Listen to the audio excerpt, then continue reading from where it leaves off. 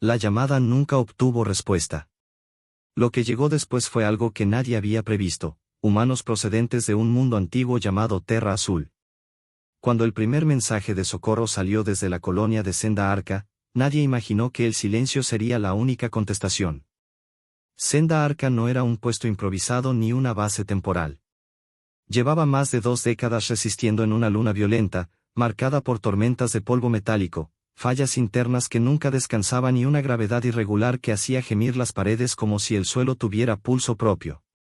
Aún así, la gente había construido refugios resistentes, invernaderos cerrados capaces de sostener a miles de personas y viejas galerías de extracción convertidas en barrios subterráneos. Allí crecieron niños, se formaron parejas y se despidió a los primeros colonos que no lograron adaptarse. No era un lugar próspero, pero sí obstinado. Por eso, cuando aparecieron destellos extraños más allá del cielo pálido de la luna, el consejo local reaccionó sin demora. Se emitió una señal de alerta siguiendo protocolos antiguos, aceptados por casi todas las civilizaciones conocidas. El aviso era claro: una nave sin identificación había destruido varios puestos de vigilancia exteriores sin emitir palabra alguna. Se pedía apoyo urgente antes de que la colonia quedara aislada por completo. Pasaron horas. Luego días. Las respuestas nunca llegaron. Solo ruido blanco. Ninguna negativa oficial, ningún mensaje automático, nada. Era como si el resto del espacio hubiera decidido no escuchar.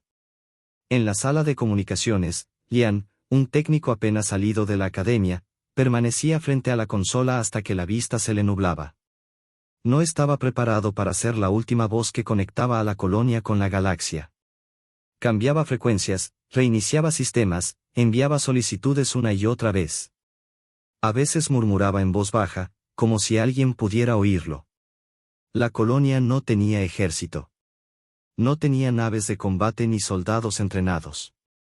Solo familias, mecánicos, científicos y unos pocos drones defensivos viejos, demasiado débiles para atravesar el blindaje del intruso según los escaneos. Cada momento sin ayuda hacía que el miedo se apretara más fuerte. 3 días después, los sensores captaron algo nuevo.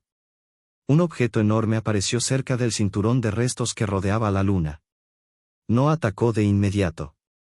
Simplemente liberó unidades más pequeñas que descendieron con una precisión inquietante, moviéndose como si ya conocieran cada rincón del terreno. El pánico se extendió rápido. El consejo se reunió en el domo principal. Selene, la administradora de la colonia, habló con voz firme, aunque sus manos temblaban. Ninguna potencia conocida reclamaba la nave. No respondía a señales ni mostraba intención de diálogo. Habló de cooperación, de resistencia, pero todos notaron el miedo en sus ojos. El primer golpe llegó sin aviso. Un rayo de energía atravesó una de las cúpulas agrícolas como si fuera papel. El aire escapó. La estructura cedió. Personas, tierra y maquinaria fueron lanzadas al vacío. En minutos, se perdió una parte vital del suministro de comida y varias vidas. No hubo tiempo para despedidas. Las zonas restantes se sellaron y la población descendió a los túneles antiguos. Familias enteras se refugiaron bajo tierra mientras los ingenieros reforzaban muros con lo poco que tenían. Liam volvió a la estación de transmisión una y otra vez, buscando algo, lo que fuera. Entonces, en un canal olvidado, apareció una señal débil. No era elegante ni estable. Pero era clara. Aquí habla una delegación de Terra Azul. Detectamos su mensaje en frecuencias antiguas. La ayuda va en camino. Nada más. Terra Azul era casi un mito, un planeta descrito en archivos viejos como un lugar duro, lleno de conflictos y supervivientes imposibles. Muchos pensaban que esas historias estaban exageradas. Aún así, esa voz prometía llegar en 3 ciclos, y la colonia no tenía nada más a lo que aferrarse. Durante ese tiempo, el enemigo no se detuvo. Esta vez no atacó desde arriba. Liberó máquinas alargadas que perforaron la superficie en silencio. Sus núcleos brillaban con una luz extraña, casi viva. Atravesaron la roca como si fuera blanda, enviando pulsos que hacían colapsar túneles antiguos. Los pasillos se derrumbaron. Gente corrió cargando niños y bolsas improvisadas. Algunos no lograron escapar. Otros quedaron atrapados tras compuertas automáticas que se sellaron al detectar fallas de presión. Selene ordenó mover a todos hacia la cámara más profunda, aun sabiendo que tampoco resistiría mucho. Los drones defensivos intentaron frenar las máquinas, pero fueron neutralizados en segundos. Cayeron al suelo como chatarra humeante. Aún así, la colonia no se rindió. Se sellaron grietas, se redistribuyó energía, se improvisaron refugios. El intruso parecía observar más que destruir. Recogía datos, muestras, restos. Transmitía información hacia el vacío. Lian entendió entonces algo aterrador: ellos solo eran una prueba. En el tercer ciclo, el cielo oscuro se llenó de líneas de fuego. Al principio creyeron que era el final. Pero las trayectorias eran ordenadas, controladas. Naves descendían. No eran enormes ni elegantes. Sus cascos estaban llenos de placas gruesas, refuerzos visibles, estructuras que parecían antiguas. Pero se movían con una seguridad absoluta. Una de ellas se mantuvo suspendida sobre el centro de la colonia. Una voz llenó todos los canales. Flota de apoyo de Terra Azul presente. Indiquen supervivientes y daños. Las piernas de Liam flaquearon. Selene respondió de inmediato, informando del ataque y de la población refugiada. El comandante humano, Capitán Ríos, pidió datos tácticos. Explicó que sus equipos estaban entrenados para entornos extremos, lugares donde otros no sobrevivían. Poco después, cápsulas de descenso impactaron la superficie. Los humanos avanzaron cubiertos con armaduras pesadas, sin campos brillantes, solo metal y masa. Caminaban con calma directa hacia las máquinas invasoras. No dudaron. No se escondieron. Cuando las perforadoras reaccionaron, ya era tarde. Los humanos desplegaron cargas cinéticas simples y brutales. El suelo tembló. Las máquinas fueron arrancadas y destrozadas en explosiones de fragmentos ardientes. Los disparos enemigos golpearon a los soldados, dejando marcas negras en sus armaduras, pero siguieron avanzando.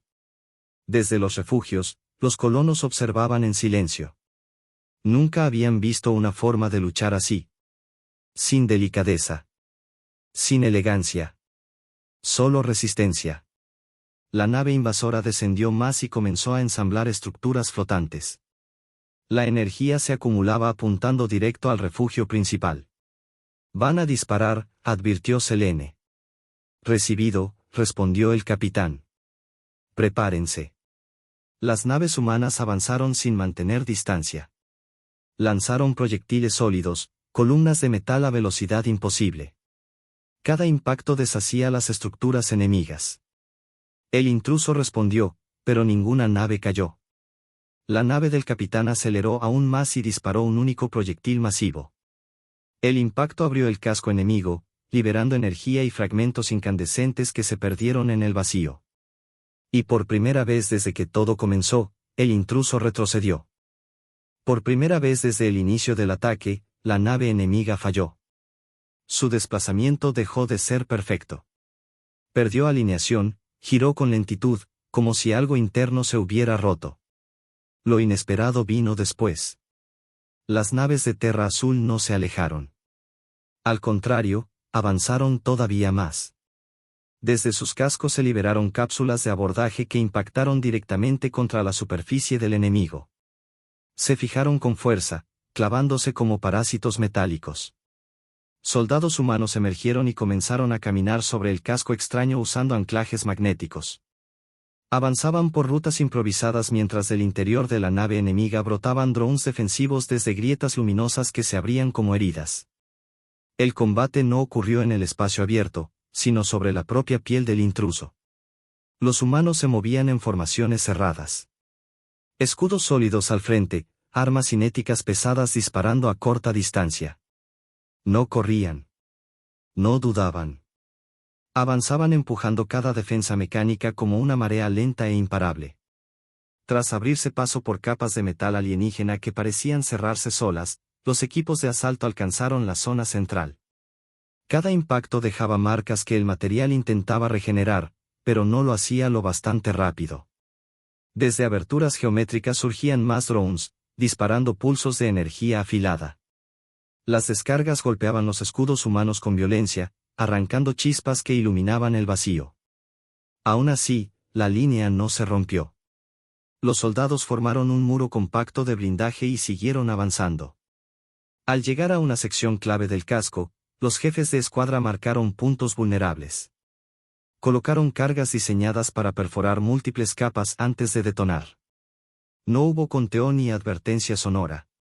Solo una señal breve. Luego, fuego. La explosión nació desde dentro. El casco del intruso se abrió como si hubiera sido arrancado por una fuerza invisible. Chorros de plasma escaparon al espacio junto con fragmentos ardientes. La onda energética sacudió la órbita cercana. La nave enemiga vibró, se deformó y comenzó a girar sin control. Sus luces se apagaron una a una, en secuencia. Finalmente, una última expansión silenciosa cruzó el vacío y el cielo sobre Senda Arca quedó despejado. Lo que había sido la amenaza se fragmentó en restos que se alejaron lentamente hacia la oscuridad. La flota humana no celebró. Mantuvo formación durante largos minutos. Sensores avanzados revisaron cada fragmento, cada residuo energético. No apareció nada más. No hubo contraataque oculto. La transmisión volvió a abrirse. El peligro terminó, informó el capitán Ríos. Envíen listas de heridos y personas no localizadas. Nuestros médicos ya se están moviendo. En los túneles subterráneos, algunos colonos se sentaron en el suelo sin fuerza en las piernas. Otros lloraron por primera vez desde el inicio del asedio. No era alivio completo. Era agotamiento. Senda Arca había sobrevivido. Cuando el salón de reuniones volvió a ser seguro, Ian y Selene se encontraron con el capitán Ríos en persona. Llegó acompañado por 2 oficiales cargando escáneres médicos portátiles y kits de reparación. Era más alto que la mayoría de los colonos, con una presencia tranquila pero atenta, como alguien que nunca baja la guardia del todo. Háblenme de las familias que no aparecen, pidió. Y de las zonas agrícolas perdidas. Selene explicó todo sin adornos. El capitán escuchó sin interrumpir. Cuando terminó, asintió con lentitud. Traemos módulos de hábitat, suministros médicos y unidades de producción de alimentos, respondió. Nos quedaremos hasta que puedan sostenerse solos. En los días siguientes, humanos y colonos trabajaron juntos. Los ingenieros de Terra Azul reconstruían usando herramientas simples, pero increíblemente resistentes. Movían vigas pesadas sin grúas, apoyados en exotrajes compactos y fuerza directa. Donde antes había ruinas, comenzaron a levantarse nuevas cúpulas reforzadas. Los colonos empezaron a entender algo importante. Terra Azul no había sobrevivido por tecnología elegante, sino por adaptación constante. Aquellos humanos parecían moldeados por tormentas, terremotos y pérdidas, y aún así mostraban una paciencia inesperada. Los equipos médicos atendían sin prisa. Trataban heridas físicas y también el miedo que se había acumulado durante días. Liam vio a una médica humana sentarse frente a una niña que no dejaba de temblar. No le habló mucho. Respiró con ella hasta que el cuerpo dejó de resistirse. En la superficie, los ingenieros levantaban estructuras como si la luna fracturada fuera un problema menor. Usaban materiales densos, cierres redundantes y soportes diseñados para cargas extremas. No prometían belleza. Prometían que no colapsaría. Los colonos habían esperado campos de energía brillantes. Los humanos trajeron otra idea, primero resistir, luego mejorar. Mientras tanto, los científicos humanos analizaban los restos del intruso. Cada fragmento era aislado, escaneado y catalogado. Los primeros resultados confirmaron los temores de Lian. No coincidía con ninguna facción conocida. No había patrones familiares. No había llegado por error. Selene se reunió varias veces con el capitán Ríos en el centro de mando provisional. ¿Por qué nosotros?, preguntó una vez. No tenemos recursos clave. El capitán observó mapas y lecturas antes de responder. No creemos que busquen recursos, dijo. Creemos que estudian cómo viven y cómo se defienden las colonias. Senda Arca había sido un ensayo. El Consejo Colonial volvió a reunirse. Esta vez no había pánico, sino preocupación clara. Ríos asistió como observador. Explicó que se habían detectado firmas similares en rutas lejanas. No es un caso aislado, advirtió. Lian reabrió canales antiguos. Ya no pedía ayuda. Enviaba advertencias. Senda Arca se había convertido en una señal para otros. La reconstrucción no fue simbólica. Fue dura, lenta y real. Los humanos trabajaban como si ese entorno peligroso fuera normal. Cuando la roca crujía, evaluaban y seguían adelante. Los colonos aprendieron algo nuevo observándolos. No se trataba de no tener miedo. Se trataba de avanzar a pesar de él. Y mientras la colonia se levantaba otra vez, una certeza silenciosa se asentó entre todos. La próxima vez, no estarían solos. No tiene sentido, dijo Selene con cansancio. No tenemos armas, no tenemos minerales valiosos, no controlamos rutas importantes. No somos relevantes. ¿Por qué venir aquí? El capitán Río se tomó un instante antes de responder. Observó el holograma suspendido frente a él, donde se mezclaban registros incompletos, alertas dispersas y zonas marcadas con símbolos de advertencia. Su expresión no mostraba duda, mostraba análisis. Porque no buscan relevancia, respondió. Buscan datos. Selene apretó la mandíbula. ¿Datos de qué? Río señaló varias marcas en la proyección. Algunas eran simples anomalías energéticas. Otras, informes de contacto perdido. Cómo vive una colonia civil, explicó. Cómo reacciona cuando algo falla. Cuánto tarda en evacuar. ¿Qué sistemas se activan primero? ¿Qué canales se usan para pedir ayuda? Y, sobre todo, quién responde, y quién no. El peso de esas palabras cayó lento. Entonces nos estaban midiendo, dijo Selene. Sí, y confirmó Río sin rodeos. Y no parecía un ataque para destruir rápido. Parecía diseñado para ver cuánto tardaban en romperse. El silencio que siguió fue espeso. Selene bajó la voz. Si es un patrón, habrá otro lugar después. Ríos asintió una sola vez. Eso creemos. Lian, que escuchaba desde un lateral, entendió algo que lo mantuvo despierto varias noches. Terra Azul no había recibido el mensaje por los canales normales. Lo había hecho porque seguía escuchando frecuencias antiguas. La mayoría de las potencias confiaba en redes modernas, saturadas de protocolos y filtros. Senda Arca había pedido ayuda allí y solo recibió estática. Terra Azul escuchaba en los bordes, en bandas olvidadas, como si asumiera que algún día alguien quedaría fuera del sistema. Como si supieran que el silencio también puede matar. Liam volvió a su consola y reactivó rutinas viejas. Ya no buscaba rescate. Ahora transmitía advertencias. Enviaba datos del intruso, mapas del ataque, patrones energéticos, secuencias de tiempo. Lo hacía con la misma disciplina de antes, pero con otro objetivo, que nadie más muriera esperando una respuesta que no llegaría. Entre los colonos, la conversación sobre los humanos cambió. Ya no hablaban de ellos como mitos lejanos. Hablaban con la gravedad de quien ha visto algo real salvarle la vida. Son distintos, decían. No solo por la fuerza o el blindaje, sino por cómo enfrentaban el peligro. Sin dramatismo. Sin necesidad de aplausos.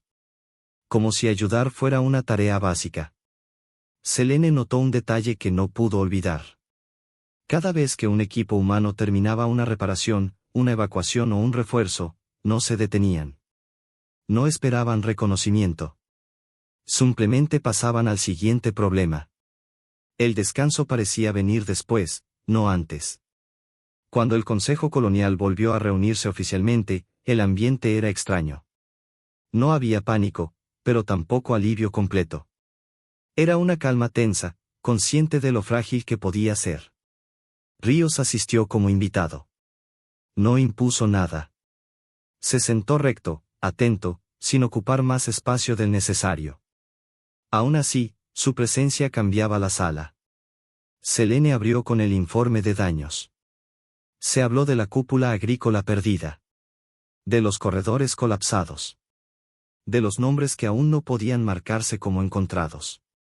Luego llegó el tema que todos temían. ¿Y si vuelve? Ríos esperó a que las voces se apagaran. Hemos detectado firmas similares en rutas lejanas, explicó. No son pruebas completas, pero coinciden con lo que vimos aquí. No dijo que estaba seguro. Dijo que encajaba.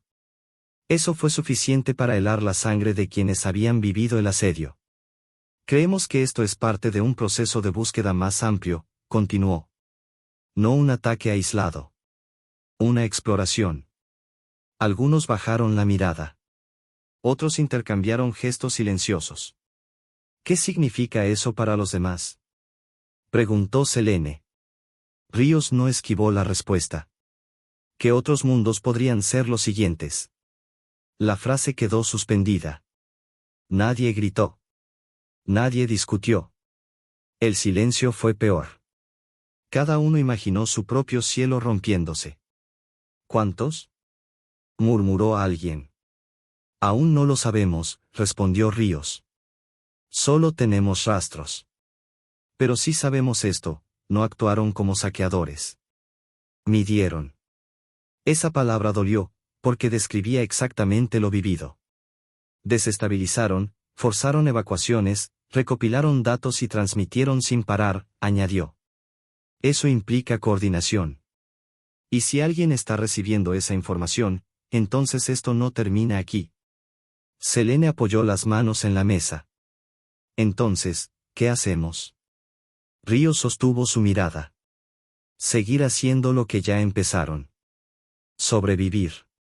Reconstruir. Comunicar. Y nosotros nos quedaremos el tiempo necesario para que Senda Arca no vuelva a estar sola. El debate duró horas. Algunos querían exigir respuestas a quienes no contestaron. Otros proponían abandonar la luna. Lian, desde el fondo, recordaba la estática infinita de los primeros días. No era solo miedo. Era abandono. Ríos no acusó a nadie. Repitió lo esencial, compartir información, reforzar puntos débiles y mantener abiertos los canales antiguos. En un momento, Selene se levantó. Senda Arca no se sostiene sobre rencor, dijo. Se sostiene sobre quienes siguen vivos. Luego miró a Ríos. Ustedes llegaron cuando nadie más lo hizo. El capitán respondió sin orgullo. Nosotros también conocemos el silencio. Con los días, la colonia empezó a reconocerse de nuevo. Se reabrieron corredores. Se reforzaron columnas. El aire volvió a circular con estabilidad. Los primeros brotes nuevos aparecieron donde antes solo había pérdida. Las familias salieron de los túneles poco a poco, mirando el cielo con desconfianza. Cada sombra parecía una amenaza. Pero las naves humanas seguían allí, inmóviles, vigilantes. No como promesa. Como barrera. Lian trabajó sin descanso en la estación de retransmisión. Ajustó frecuencias, limpió interferencias, empaquetó datos para redes modernas y canales antiguos. El mensaje era claro, frío, exacto. Esto ocurrió. Así atacan. Así observan. Mantengan abiertas las rutas que nadie usa. Y al final, una sola línea. Terra Azul respondió. Mientras tanto, los científicos humanos seguían analizando los restos. Había lógica en todo. Una frialdad metódica. No hambre. Estudio. Si logramos trazar su ruta, dijo Ríos una vez, podremos anticiparnos. Pero necesitamos tiempo. Selene entendió. Y por primera vez desde el inicio, sintió algo parecido a estabilidad. No porque el universo fuera seguro, sino porque ya no enfrentaban lo desconocido solos. Al final del primer ciclo completo de reconstrucción, Selene caminó junto a Ríos por el borde de una estructura nueva. Se detuvieron donde antes había colapsado la cúpula agrícola. Perdimos demasiado, dijo ella. Sí, respondió él. El silencio no negó eso. En Terra Azul tenemos una idea simple, añadió. Si puedes levantar algo una vez, puedes hacerlo otra. Y si alguien intenta derribarlo, aprende que cuesta caro. Selene lo miró. Eso suena a promesa. Es costumbre.